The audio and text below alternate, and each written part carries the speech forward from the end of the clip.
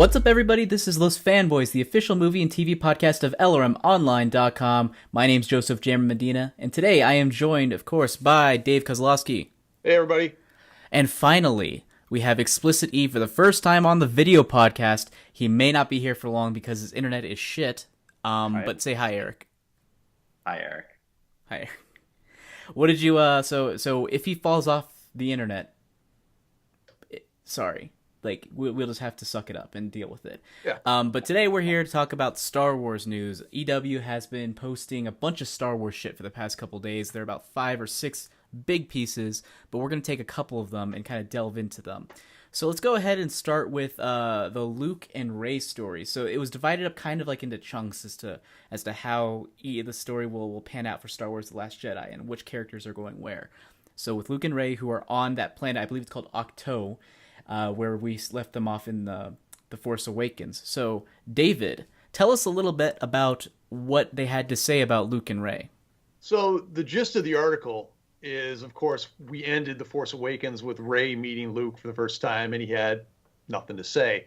And now we're starting to, through the trailers, get a sense of who Luke is at this point in time and whether or not he'll train or mentor Rey. So that's the big open question. There have been a lot of rumors of late about, is Luke good guy, bad guy, what are we expecting? From my point of view, as I read the article, and my takeaway was how I felt about it. So Mark Hamill's older than I am, but I remember seeing Star Wars in a theater as a kid during the original 77 run. So I feel like I've known Mark Hamill, Luke Skywalker my whole life, and seeing him now as an old man it's really hard. But I can appreciate that, he's been on this lifelong journey. He's a much different person now than he was when we first saw him as that kid on Tatooine so long ago. And I think discovering who he's become is an incredibly powerful draw, at least for me, in this film. And I really love that we've gone full circle, that now Luke must decide whether he'll take on Rey with all of his foreknowledge about Kenobi and Vader and Yoda and Kylo. And my gut tells me that he's going to resist, but ultimately he'll become the hero and train her. But then the question is, for how long? And I think if The Force Awakens taught us anything, it's that they like to repeat certain patterns of the original movies. So it definitely sets up as a Luke versus Kylo encounter. And I think we can all speculate that may end similar to Obi-Wan versus Vader. So that was kind of the gist of the article, is what to expect when Rey and Luke meet and who is Luke at this point. And the thing that really caught my attention as well is before Mark Hamill had talked about how he had, what was it? He says, "I fundamentally disagree with the direction you're taking with this character," I think was the gist of the quote that he said right to director Rian Johnson. And in this article, he also talked about the difficulty he had with, I guess, understanding this direction of the character, because he's not super happy.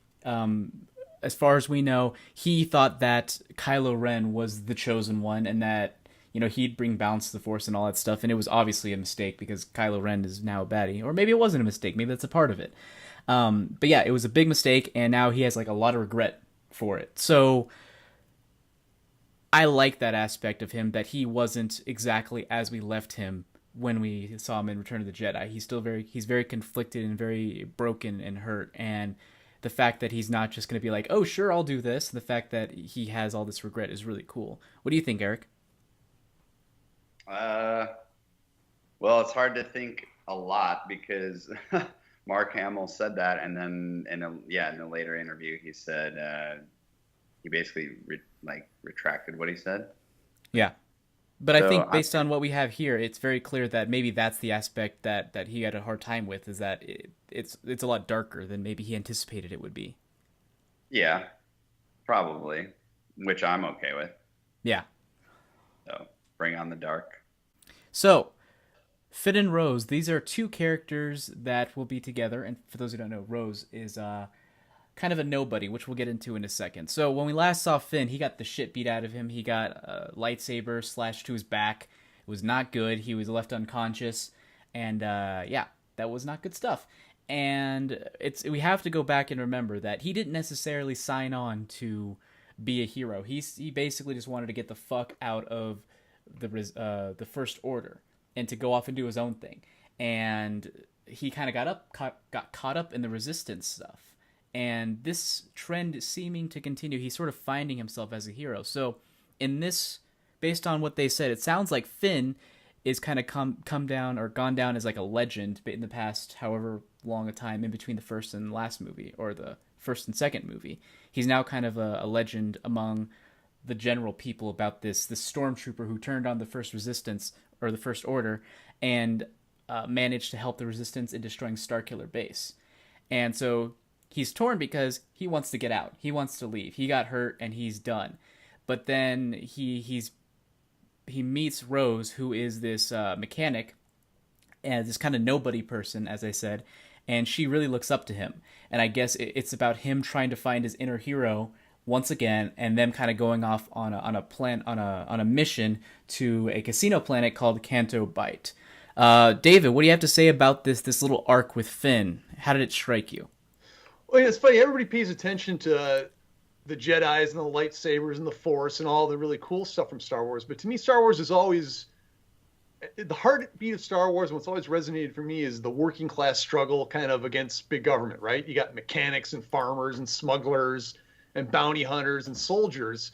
And, when you strip Star Wars down to its essentials, it's sci-fi from a grunt's perspective. So I really like that there's this focus on, who John Boyega, who Finn is, how he fits into the universe, and what's his role going to be. He's not looking to be the leader of the rebellion. He just wants to get the hell away and avoid all the nonsense. And I really appreciate that. I think that's what ultimately Star Wars is trying to say, is that it's not about being the biggest, baddest hero in the universe.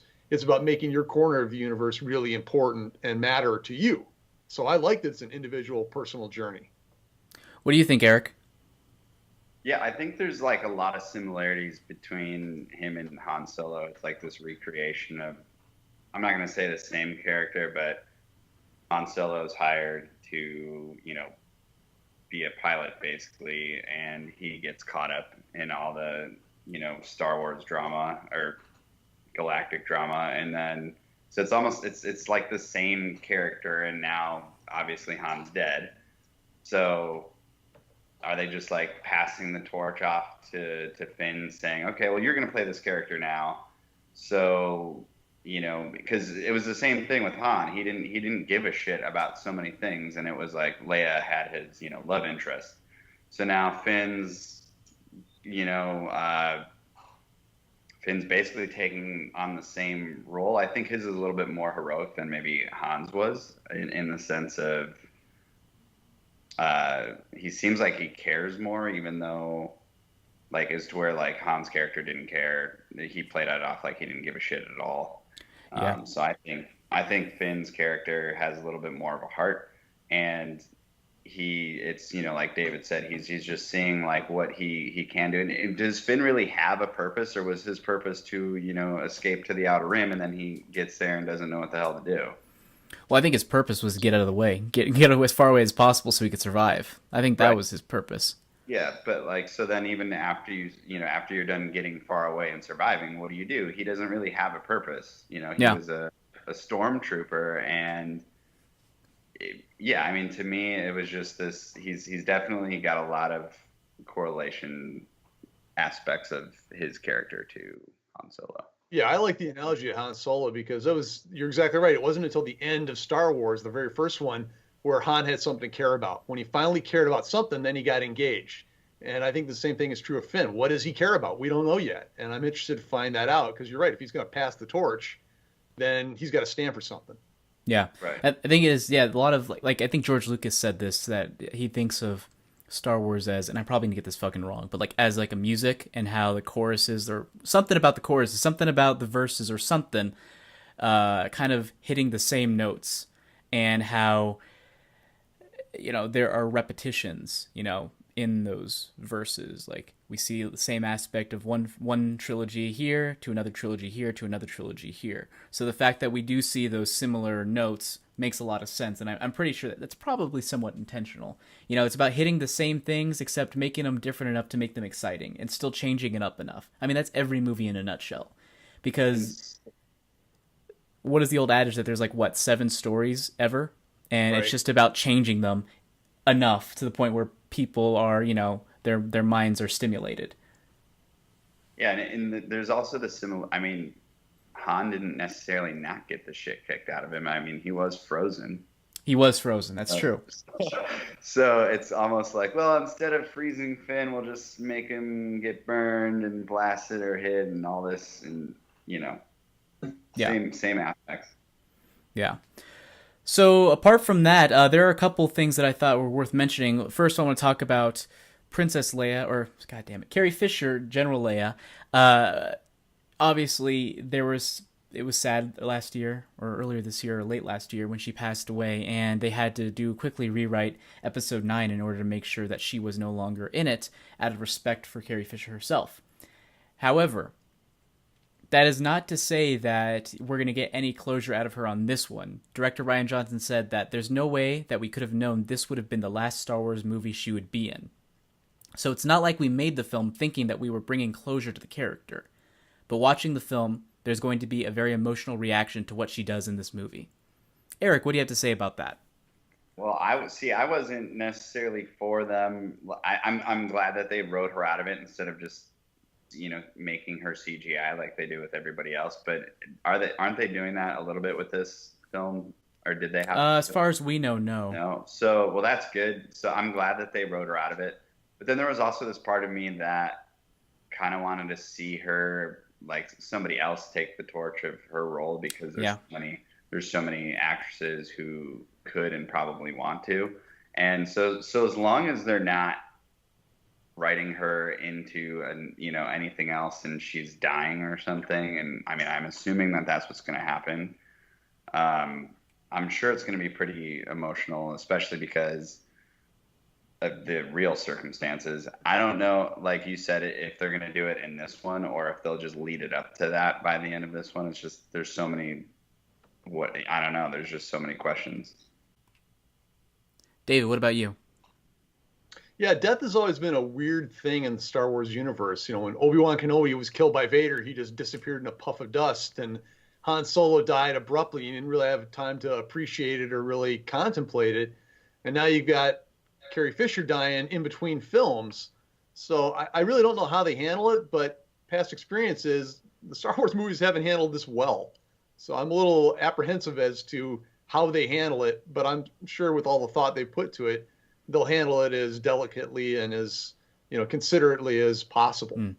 Or she'll just disappear, like all these other characters you just, mentioned, Obi-Wan and Han Solo. Yeah, Han Solo gets shot. Oh, looks up. But the thing is, they didn't get to shoot a death scene for her. Like, she's just going to be gone. Right.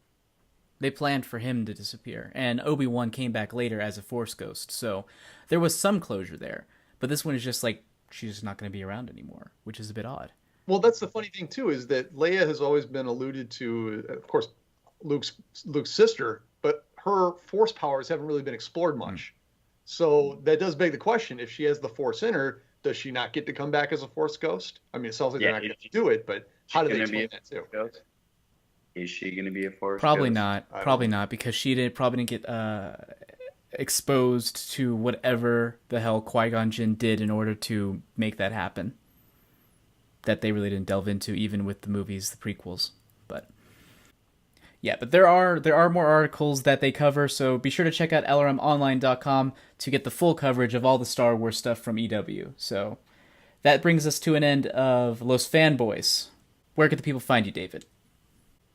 I write exclusively for LRM. You can find me on Twitter at LRM_David. Where can they find you, Eric?